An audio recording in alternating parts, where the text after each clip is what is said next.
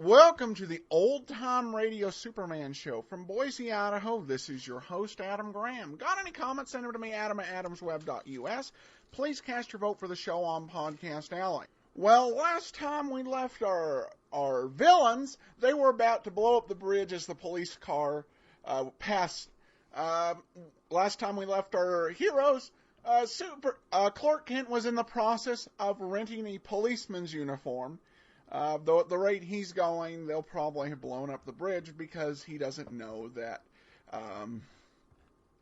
that the transport left an hour early.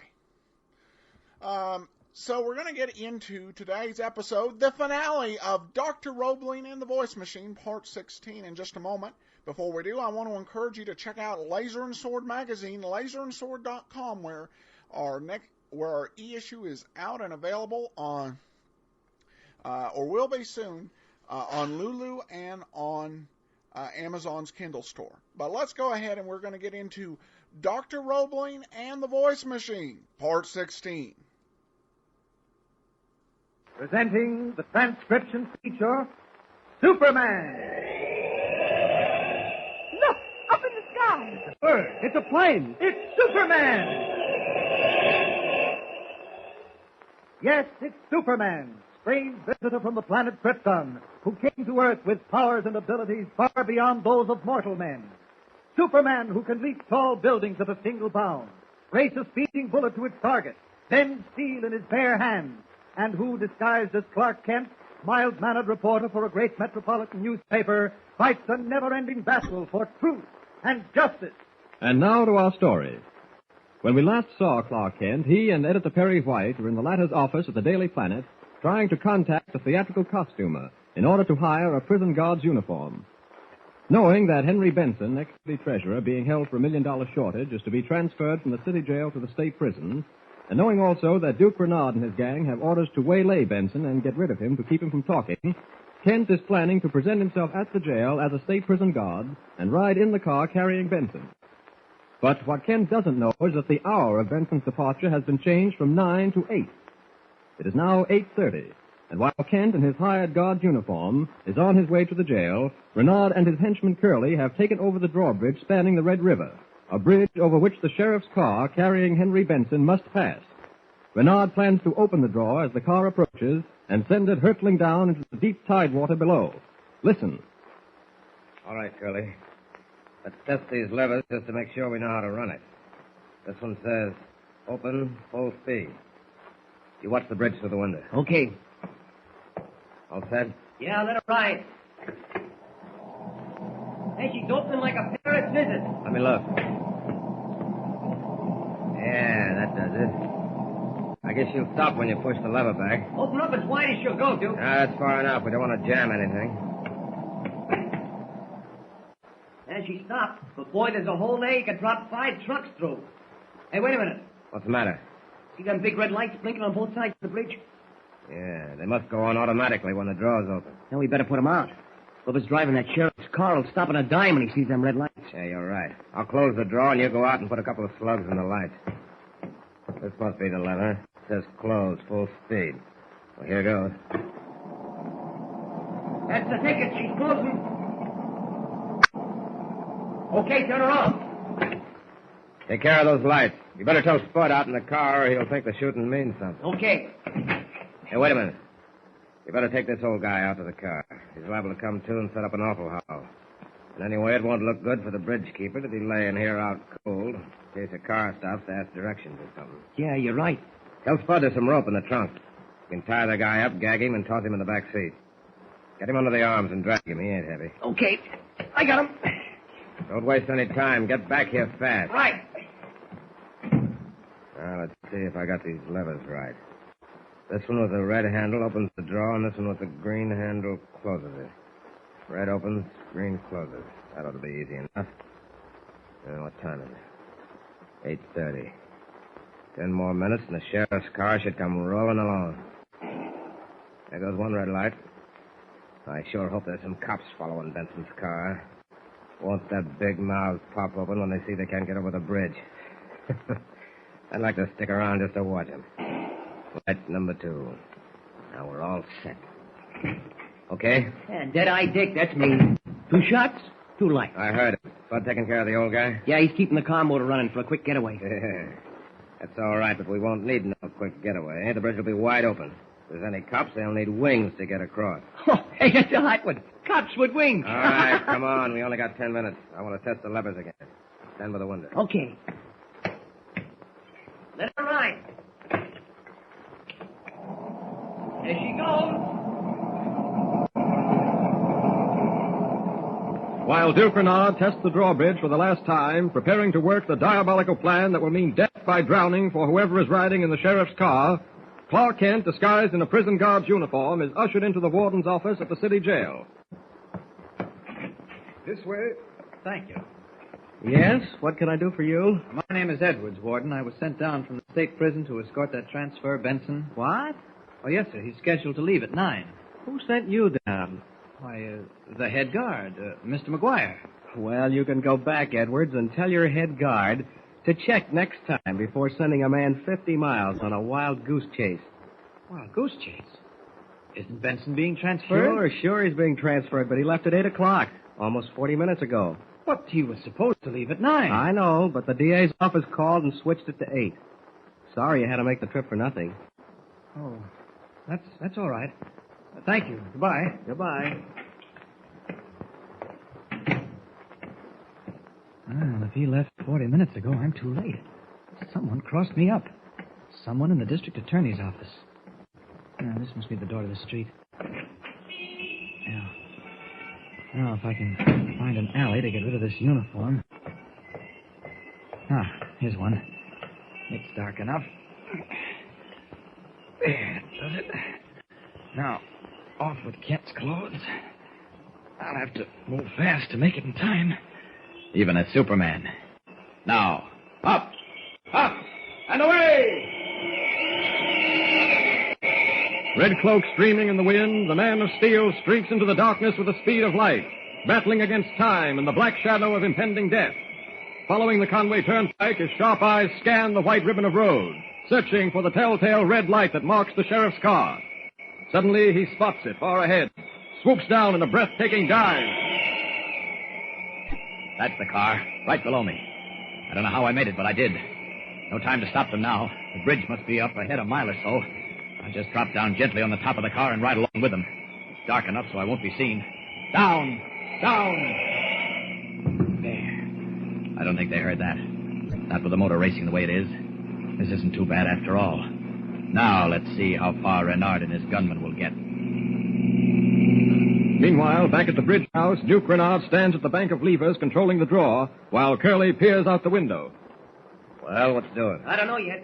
I've seen some headlights. Hey, wait a minute.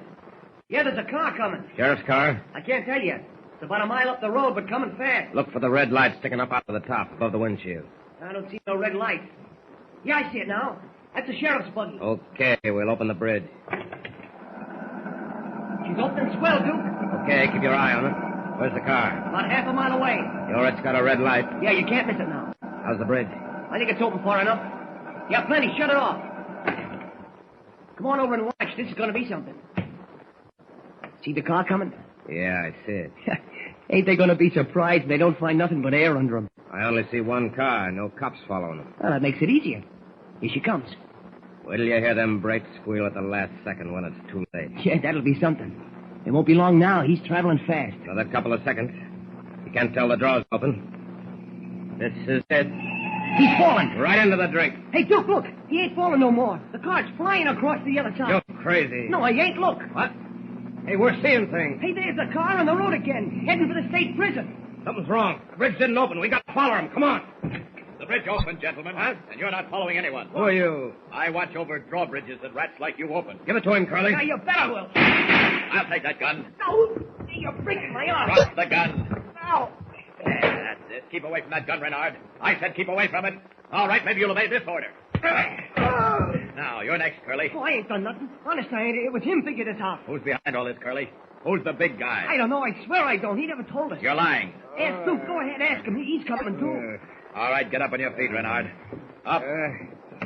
What hit me? I did. And it was only a sample. Now, who's your boss, Renard? Who's the big guy? You'll never get me to talk. Never. That's what you think. Close the drawbridge, Curly. Okay. Where's the gatekeeper? I don't know. Where is he, Curly? Talk fast. Tied up in the car on the other side of the bridge. All right, turn that motor off. We'll get the keeper after we take you two specimens up for a little ride. I think that may loosen your tongues. I ain't done nothing. Come on, we'll find out what you've done. Here we go. Hey!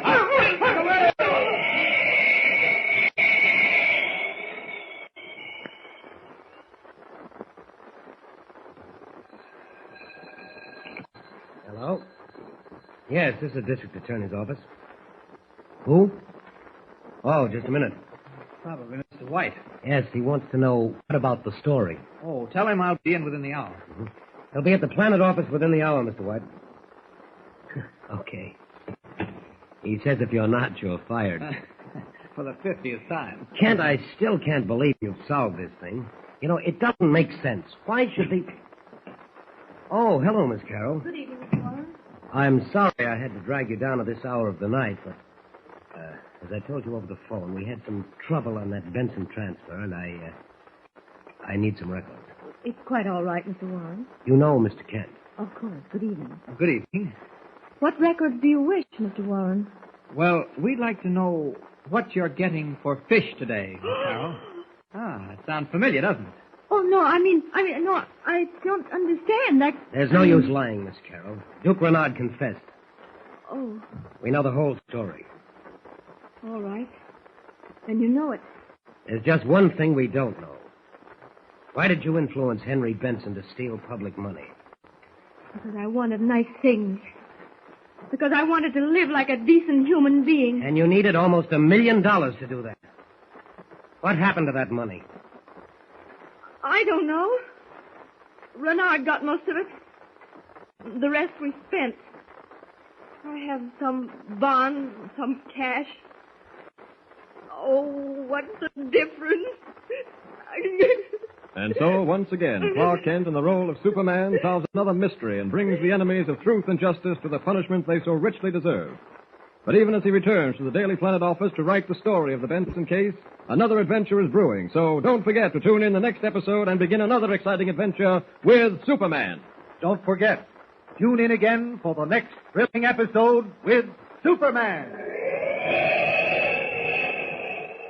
Look, up in the sky. It's a bird. It's a plane. It's Superman.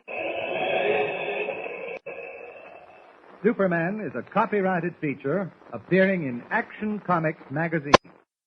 Welcome back. Well, Superman once again saves the day. And we get the tearful confession from the secretary that she only stole $1 million because she wanted to live like a decent human being. Which I guess she'll get a chance to do behind bars. All right, well, this brings it to a close. A pretty interesting serial that did seem to go on a little bit. James Lance, in his review, he had a good suggestion that this would have made more sense split into 2 8-part arcs rather than this 16-part deal. And so that might be a more sensible way to view it. He caught a goof I missed. He said, there's a continuity error in Dr. Roebling and the voice machine. Superman says he's going to turn on the lights to make it easier for him to search Catherine Roebling's hotel room. However, in the previous story arc, Superman has said many times, it's a good thing I can see in the dark. And he said this really bugged him because they said this a lot of times and been pretty consistent about it. But other than that,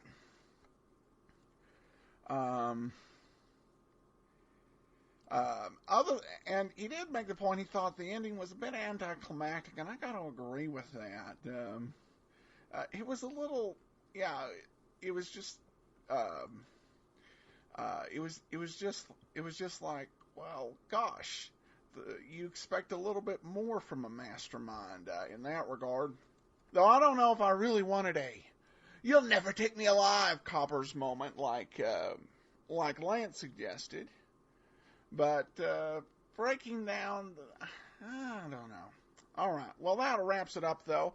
And finally, we get to a serial with a that doesn't necessarily lead into the next one. So we'll be starting with a fresh slate on Sunday when we bring you a brand new serial adventure. Well, brand new, almost 70-year-old adventure. You know what I mean. All right, well, that'll wrap it up. Got any comments, send them to me, Adam at adamsweb.us. Remember, cast your vote for the show on Podcast Alley. And remember, laserandsword.com. From Boise, Idaho, this is your host, Adam Graham, signing off.